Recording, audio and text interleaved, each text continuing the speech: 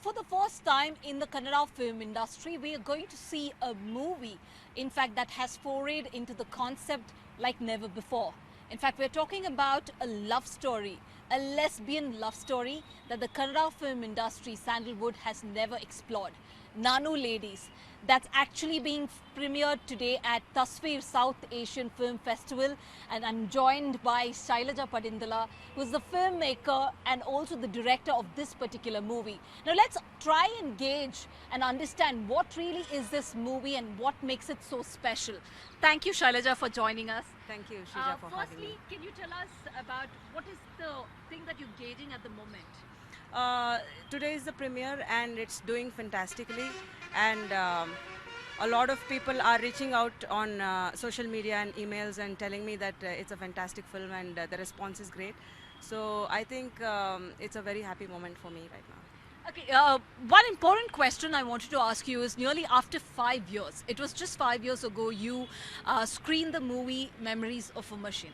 I understand it was a very controversial movie, and actually did it really take you 5 years because of the controversy surrounding it? What really went during those 5 years where you had to come up with this movie? So after Memories of a Machine, in 2017 itself, I started writing Nano Ladies, but it didn't find the funder given its sensitive subject.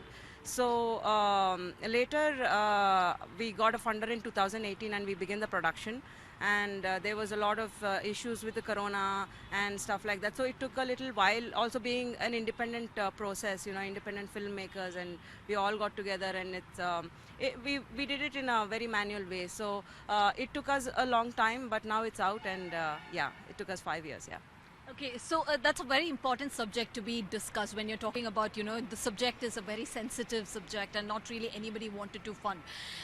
Do you think it's time that Kannada film industry started to evolve? Because we have seen always either a love story coming in, or there is something to do with negativity, or in terms of fight stories. But if you're talking about with regard to queer or LGBTQI subject, do you think Kannada film industry has it started evolving? Has it evolved already? So I think Kannada industry is evolving. There is a beautiful shift actually. In the 80s, we see movies like Kadina Kichu by Suresh where Suresh Eblikar sir has acted, and there has been a lot of portrayal of sexuality back then, but there's something happened that Kannada films took a back step recently. But now I think with the films like Nanu Avanalla Avalu and such films, there is a lot of sensitization regarding queer issues and the LGBTQI plus.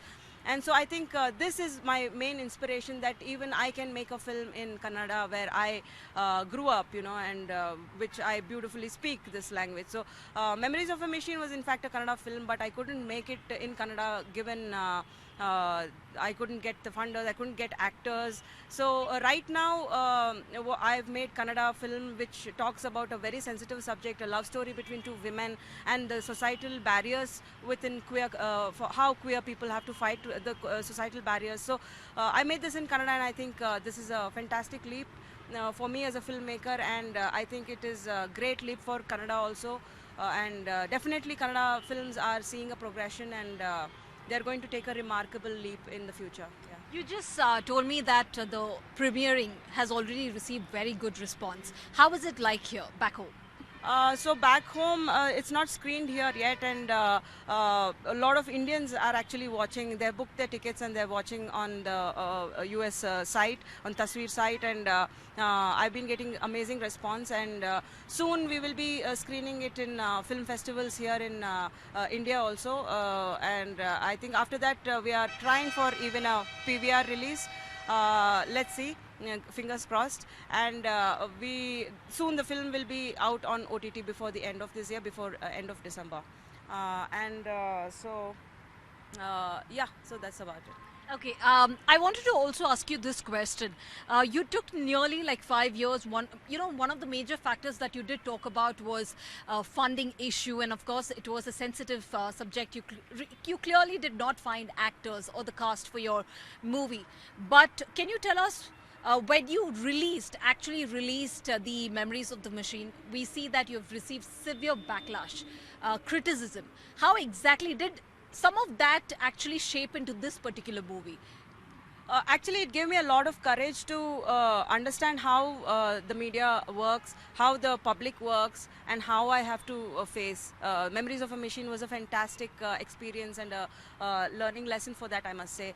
And now I think Nano Ladies, once it's out on Indian platforms, I think I'll understand more how people are actually receiving it. Yeah.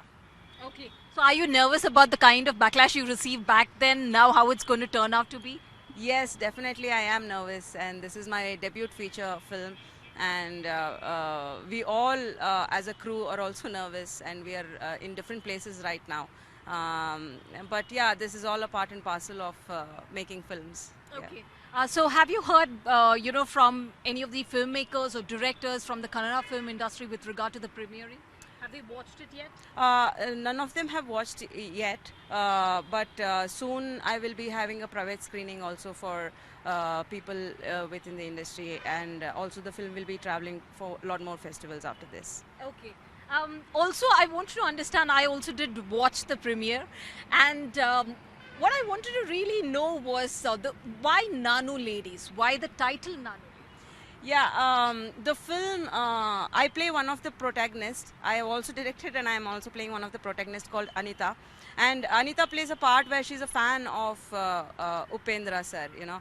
So, as a director, I was very inspired by Upendra sir's film back then, where he brought the concept of nano, you know. And as I grew up, my perception of that film also changed, and I evolved through time. And I re-understood how that film is impacting and what happens, you know. So this Nano Ladies is actually, you could say, a tribute to that, to Upendra sir's film, where we explore the feminine side of Nano, the lady side of Nano. So that's how I tagged Nano with a tag of ladies in the title. Yeah.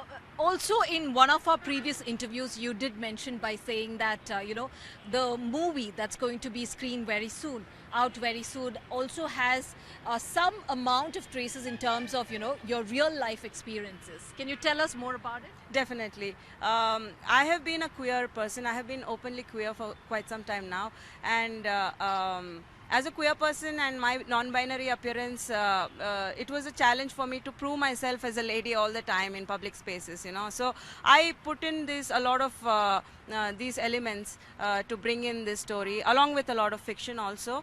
And I think this film is not just about queer, you know, it challenges a lot of glamour ideas and the ideas the society has about how a female should portray or dress up or, you know, present herself. So I think that way the film broadens its spectrum more than being just a queer film. Well, all the best, Shailaja, for your movie screening that's going to happen here back home. The filmmaker clearly trying to tell us it's not just about her real life experiences, but also how important it is for the Kannada film industry to basically evolve and come up with new perceptions. When having said that, this movie revolves around two women and their love story. With video journalist Santosh, this is Sridhar reporting for Mirror Now in Bengaluru.